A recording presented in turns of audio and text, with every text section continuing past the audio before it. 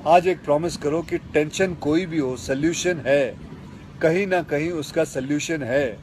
और वो सोल्यूशन आत्महत्या बिल्कुल नहीं है, कभी नहीं है, किसी हालत में नहीं है। देखो, मैं कितना भी ज्ञान दे दूं, सोचना आपको खुद ही है कि आपकी जान आपकी सबसे कीमती चीज है। चाहे कोई भी बड़े से बड़ा स्ट्रेस हो लाइफ में, एक बार इमेजिन करो अपने माँ बाप की हालत अगर उन्हें पता चले कि तुमने अपनी जान ले ली है, खुदकुशी कर ली है। शायद आप सोच भी नहीं सकते कि उनको कैसा फील होता होगा। एकदम डायरेक्ट बोलूं, दिल से बोलूं, मेरा पहला नेशनल अवार्ड जो मुझे आज हमारे आदरणीय राष्ट्रपति जी के हाथों से मिलेगा, मैं बता नहीं सकता कि कितनी खुशी हो रही है। आपको पता है, जिस दिन इस नेशनल अवार्ड की अनाउंसमेंट हुई थी ना, उस दिन मैं अपनी माँ से बात करते हुए अपने बचपन का एक दिन याद कर रहा था, जिस दिन एग्ज़ाम का रिजल्ट आया था और मेरे मार्क्स बिल्कुल अच्छे नहीं थे। आप लोगों से झूठ नहीं कहूँगा, मैं उस कक्षा में फेल हो गया था। रिपोर्ट कार्ड लाते हुए मैं ये सोच रहा था कि आज घर में बड़ी कुटाई होने वाली है यार। उस दिन मेरे पिताजी ने मुझे सामने बिठाया और बड़ी शांति से कहा, देखो बेटा, तुम करना क्या चाहते हो, ये बताओ मुझे, बताओ करना क्या चाहते हो। मैंने कहा, पापा, मैं स्पोर्ट्स में मन लगता है मेरा, मैं खेल कूद करना चाहता हूँ, खिलाड़ी बनना चाहता हूँ। उन्होंने कहा, ठीक है, फिर उसमें ध्यान दो, हम सपोर्ट करेंगे, साथ में थोड़ी पढ़ाई भी करो। आप विश्वास नहीं करोगे, खेलते खेलते मैं मार्शल आर्ट करने लग गया, मैं मॉडलिंग में आ गया, एक्टिंग शुरू कर दी। उन्होंने हर चीज़ में मुझे सपोर्ट किया। अगर उस दिन मेरे पेरेंट्स ने ये ना समझाया होता कि मेरी स्ट्रेंथ किस चीज़ में है, तो आज मैं सोच भी नहीं सकता कि ये नेशनल अवार्ड कभी मेरे हाथ पे होता। ये अपने लाइफ की कहानी मैं आपको एक वजह से सुना रहा हूँ।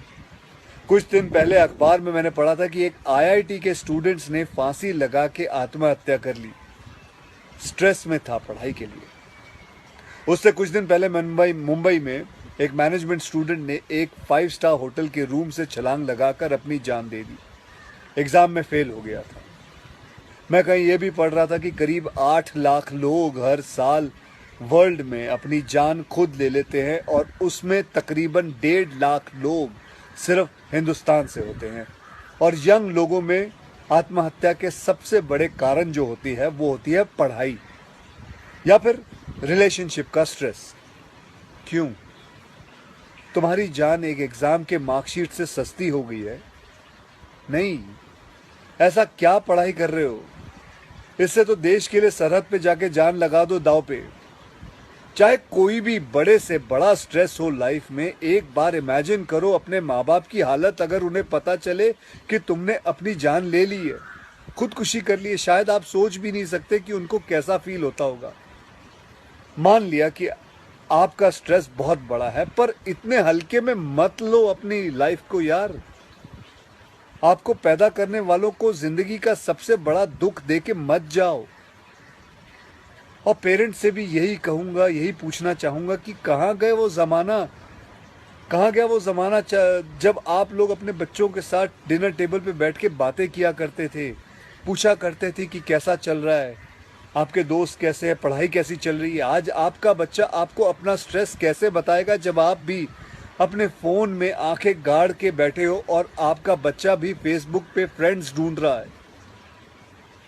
ऐसा क्यों होता है कि जब बच्चे को हाथ पांव पे चोट लगती है तो आप फट से डॉक्टर को बुला लेते हो, लेकिन अगर उसे दिमाग में स्ट्रेस हो तो हम बस एक लेक्चर झाड़ देते, कहते थे बेटा नो, थिंक पॉजिटिव बेटा, थिंक पॉजिटिव। मेंटल हेल्थ के लिए भी डॉक्टर या काउंसलर से हेल्प लेना उतना ही ज़रूरी है जितना और किसी तकलीफ के लिए। इसमें कोई शर्म की बात नहीं है। देखो, मैं कितना भी ज्ञान दे दूं, सोचना आपको खुद ही है कि आपकी जान आपकी सबसे कीमती चीज़ है। कोई स्ट्रेस आए ना तो उसको बोल देना बहुत अच्छा है। अपने अंदर घुलना, उसको अंदर रखना, दबा के रखना बिल्कुल नहीं। किसी दोस्त को बोल दो या अपने माँ बाप से शेयर करो। मेरे एक फ्रेंड ने उस दिन व्हाट्सएप पे एक बहुत काम की बात फॉरवर्ड की थी।